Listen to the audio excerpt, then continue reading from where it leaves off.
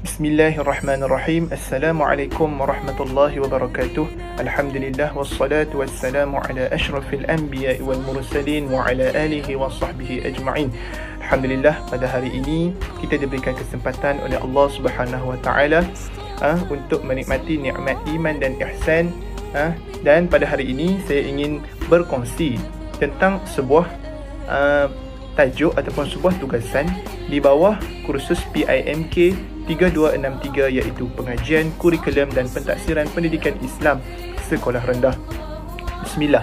Jadi sebelum itu, terlebih dahulu saya ingin mengucapkan ribuan terima kasih terutamanya kepada pensyarah subjek ini, iaitu Ustazah Zuhaida, dan juga semua yang telah bertungkus lumus ataupun yang memberikan sumbangan bagi menyiapkan tugasan ini. Tajuk tugasan ini ialah cabaran IR 4.0 dalam kurikulum dan pentaksiran pendidikan Islam di Malaysia. Jadi kalau kita lihat kepada tajuk itu, terdapat beberapa poin yang penting ataupun beberapa key utama di dalam tajuk tersebut, iaitu IR 4.0, pentaksiran pendidikan Islam dan juga kurikulum pendidikan Islam. Jadi mari kita kupas dengan lebih lanjut, apakah itu IR 4.0, apakah itu pentaksiran, apakah itu kurikulum pendidikan Islam. Baiklah, pertama sekali kita mesti memahami apakah itu kurikulum pendidikan Islam. Jadi kita ni sering mendengar ataupun di sekolah dahulu pun kita telah pun melalui ataupun kita telah pun menjalani, kita pun dah belajar tentang pendidikan Islam di sekolah pada ketika dahulu, sama ada di sekolah rendah maupun sekolah menengah. Namun apakah itu kurikulum? Okey, jadi kurikulum pendidikan Islam merangkumi segala rancangan pengajaran dan pembelajaran yang dirangka bagi membentuk insan yang beriman, berakhlak mulia dan berilmu, iaitu ia melibatkan kandungan ilmu, pendekatan pengajaran, nilai dan kemahiran, serta ianya berteraskan ajaran Islam serta berorientasikan pembangunan insan secara holistik, maksudnya secara menyeluruh. Jadi itu merupakan definisi bagi kurikulum pendidikan Islam. Manakala pentaksiran pendidikan Islam pula merujuk kepada proses mengukur tahap penguasaan ilmu, iaitu penghayatan dan amalan murid terhadap isi kandungan yang dipelajari, dan juga ia termasuklah daripada aspek rohani, akhlak dan syahsiah. Ia tidak terhad kepada peperiksaan semata-mata, malah merangkumi penilaian formatif dan sumatif, pemerhatian dan pentaksiran berasaskan amalan. Jadi nak ditegaskan di sini bahawa pentaksiran pendidikan Islam bukan sahaja peperiksaan semata-mata, namun ianya juga merangkumi segenap aspek, daripada segi akhlaknya, daripada segi perangainya, syahsiah dan sebagainya. Itu ialah pentaksiran, di mana kita melihat kepada keseluruhan murid tersebut. Penonton yang dirahmati Allah Subhanahu Wa Taala sekalian, kita telah pun mengetahui apakah itu kurikulum, apakah itu pentaksiran pendidikan Islam. Jadi masuk kepada topik utama ataupun tumpuan kita dalam video kali ini, iaitu IR 4.0. Apakah itu revolusi industri 4.0? Jadi sebagaimana yang kita tahu, dunia kita semakin berkembang pesat, negara semakin membangun, teknologi semakin meningkat, kemodenan semakin bertambah. Oleh itu kita perlu mengikuti arus semasa dengan mengikuti revolusi industri. Iaitu revolusi industri ni dia daripada 1.0, 2.0, 3.0 dan sekarang telah pun memasuki fasa 4.0. Iaitu apakah itu revolusi industri? Iaitu merujuk kepada era digital masa kini yang dicirikan oleh penggunaan teknologi canggih. Iaitu ia merupakan sebuah evolusi dalam dunia industri, evolusi dalam dunia industri kita, iaitu ia menekankan teknologi. Iaitu teknologi apa? Teknologi digital, teknologi automasi ke dalam kehidupan seharian, termasuk dalam pelbagai aspek lah, pendidikan, kesihatan, pentadbiran dan sebagainya. Jadi kalau kita katakan IR 4.0 ni, ia terdapat beberapa ciri-ciri ataupun terdapat beberapa revolusi lah di dalamnya, iaitu seperti yang pertama, big data, pengkomputeran awan, robotik, internet pelbagai benda, realiti maya dan realiti terimbuh, iaitu IR dan VR, serta kecerdasan buatan. Namun, tahukah kita apakah kaitannya IR 4.0 dengan pendidikan Islam di negara kita secara khususnya? Apa kaitannya? Betul tak? Teknologi dan juga pendidikan Islam. Jadi mari kita lihat apakah itu cabaran yang dihadapi ataupun cabaran kepada kurikulum dan pentaksiran pendidikan Islam. Jadi yang pertama ialah kita melihat apakah itu cabaran dalam kurikulum. Kita fokuskan kepada kurikulum terlebih dahulu, iaitu yang pertama, kurangnya pengaplikasian teknologi dalam pengajaran. Kalau kita melihat sebut saja tentang pendidikan Islam ni, mesti lalu dalam otak kita ni tentang kaedah pembelajaran yang tradisional, yang masih menggunakan kaedah chalk and talk, masih menggunakan kaedah yang lapuk, yang lama. Ialah sebab mengaji tentang pendidikan Islam, pasal agama. Namun inilah cabarannya apabila hadir IR 4.0, di mana kita perlu menerapkan pengaplikasian teknologi tersebut dalam pengajaran. Di mana kalau kita lihat pembelajaran masa kini ni, dia tidak lagi seperti dahulu. Murid masa kini pun bukanlah seperti murid masa dahulu. Mereka hidup dengan teknologi, mereka hidup dengan smartphone di tangan, mereka hidup dengan media sosial. Jadi kaedah pembelajaran pun haruslah diubah. Kaedah pembelajaran pun haruslah sentiasa dilihat ataupun digubal untuk memastikan ia kekal relevan, dan objektif pembelajaran tersebut dapat ataupun ilmu tersebut mampu mereka dapati ataupun mampu mereka ambil dengan lebih berkesan, dengan lebih relevan kepada murid-murid masa kini. Baiklah, poin yang kedua ialah kurikulum tidak menerapkan kemahiran abad ke-21. Seperti mana poin yang pertama tadi, IRR 4.0 ini ia sejajar dengan kemahiran abad ke-21. Apakah itu kemahiran abad ke-21? Seperti critical thinking, collaboration, creativity, digital literacy dan sebagainya.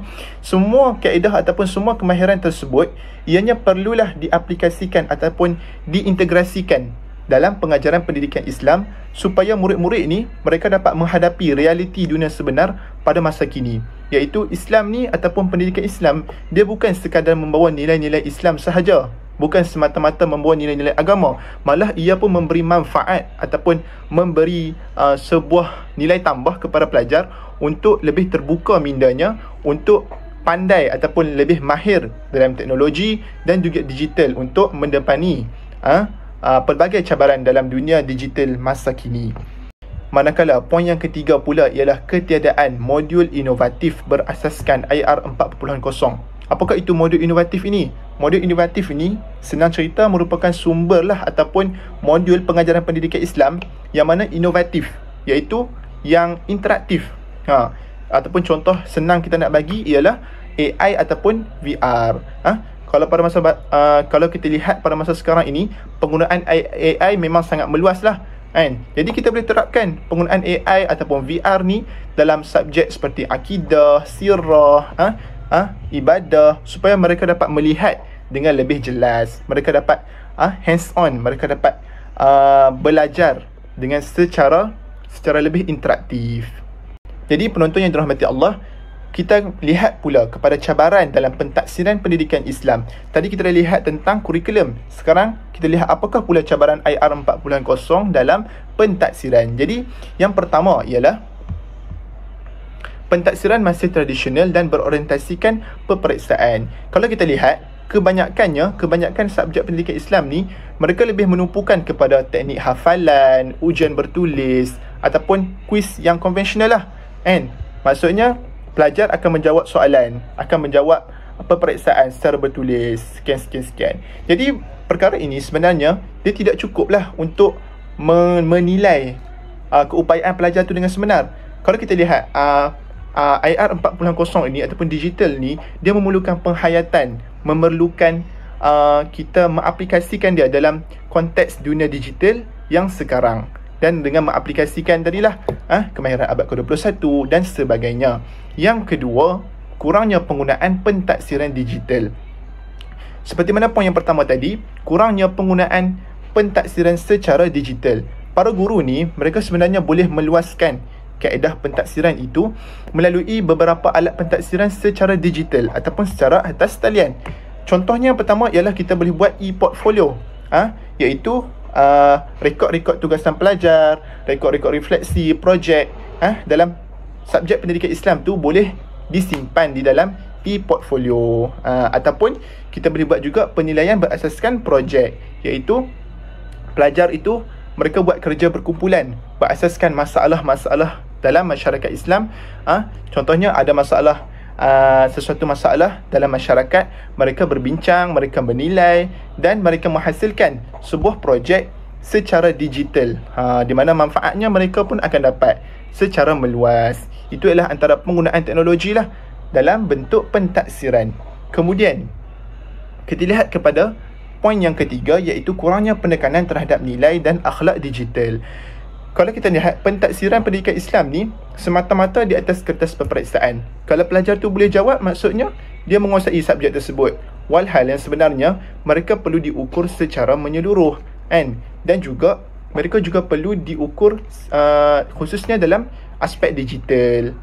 Maksudnya tanggungjawab mereka dalam media sosial ke, tanggungjawab mereka dalam pengurusan maklumat, dan sebagainya. Dan juga mereka ni seharusnya lah menampakkan imej mereka sebagai seorang Muslim di dalam konteks kehidupan digital. Alhamdulillah. Kemudian kita lihat pula kepada apakah cadangan dan penyelesaian kepada segala permasalahan yang telah pun kita bincang sebentar tadi. Jadi saya utarakan beberapa lah cadangan dan penyelesaian yang mampu kita buat, yang mampu kita sebagai guru ni melaksanakan, terutamanya dalam nak menerapkan IR 4.0 dalam kurikulum dan pentaksiran pendidikan Islam. Baiklah, yang pertama kita lihat apakah cadangan penyelesaian untuk kurikulum. Kita fokuskan kepada kurikulum. Okey, yang pertama, semak semula kurikulum agar inklusif terhadap cabaran IR 4.0 dengan penggabungan aspek teknologi dan nilai Islam secara kontekstual. Maksudnya di sini dia nak menerapkan dalam kurikulum yang sedia ada ni, masukkan sedikit IR 4.0, penggunaan teknologi, penggunaan aspek teknologi, aspek digital ni dalam kurikulum, supaya murid ni dapat tahu, mereka ni dapat pendedahan tentang dunia sebenar pada masa kini. Yang kedua, memperkenalkan subtopik atau elektif. Maksudnya subtopik atau elektif ni merupakan suatu, bukan kata subjek, ataupun kita katakan sebagai sebuah subtopik lah, ataupun minor dalam subjek pendidikan Islam. Maksudnya dalam itu adanya topik seperti etika digital dalam Islam, pemikiran Islam dan teknologi, atau sirah melalui teknologi. Maksudnya segala ilmu wahyu yang telah pun mereka pelajari tersebut, mereka aplikasikan ataupun mereka kaitkan dengan teknologi. Misalnya dalam subjek pendidikan Islam, topik sirah contohnya, kan. Jadi kalau kita tengok topik sirah ni, mungkin ada iaitu kegemilangan zaman-zaman Khulafa Ar-Rashidin, ataupun kegemilangan zaman Abbasiyah, Umawi dan sebagainya. Mungkin mereka boleh kaitkan apakah teknologi-teknologi yang mereka gunakan pada ketika itu, apakah pemodenan yang dilakukan pada masa tersebut. Maksudnya kaitkan subtopik itu dengan topik yang sedia ada. Dan seterusnya menggalakkan penggunaan media interaktif, AR dan VR ataupun tutors dalam pengajaran pendidikan Islam. Maksudnya di sini nak bagi pelajar ini lebih memahami, lebih dekat, lebih dapat apa yang mereka belajar. Kita ni boleh menerapkan teknologi.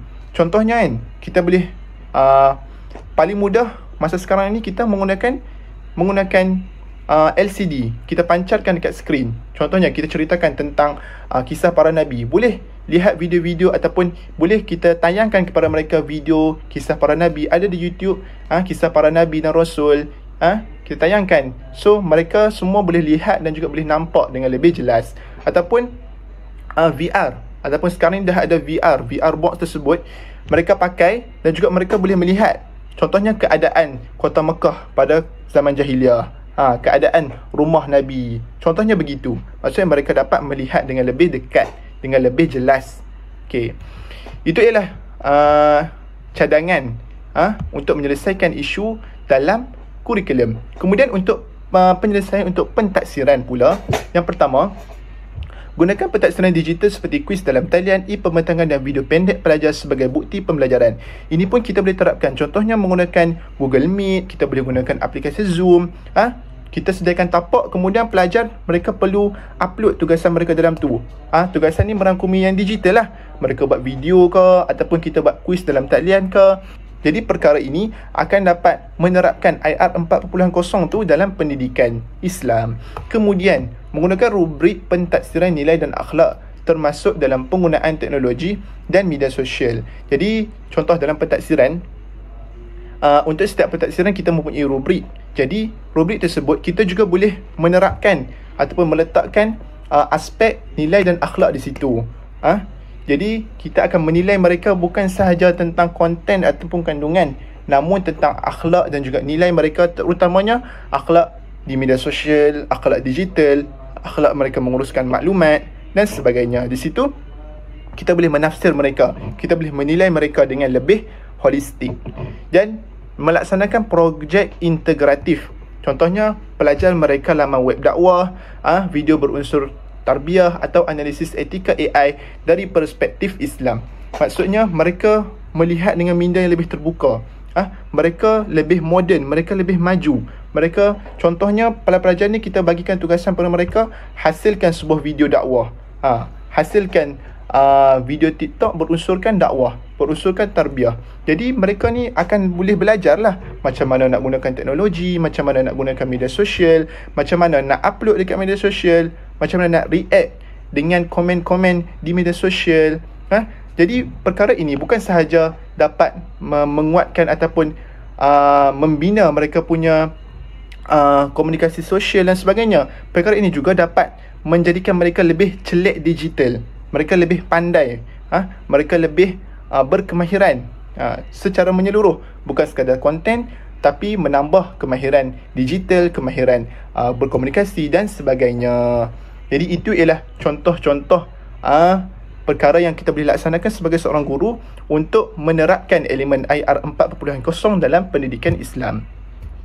Jadi kesimpulannya, pendidikan Islam, walaupun kita mengetahui ia adalah sebuah subjek topik yang mana sangat penting, topik yang ataupun subjek yang seharusnya tidak ketinggalan pendidikan Islam ini dan mengikuti arus kemodenan semasa.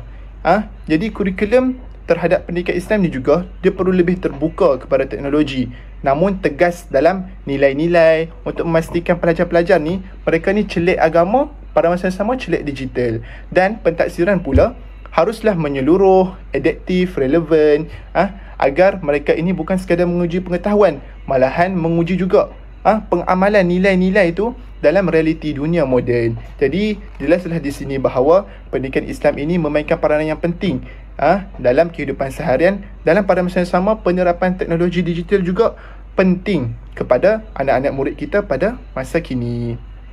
Jadi saya rasa sekadar itu sahaja pembentangan kita pada hari ini. Ini ialah senarai rujukan sepanjang penghasilan tugasan ini.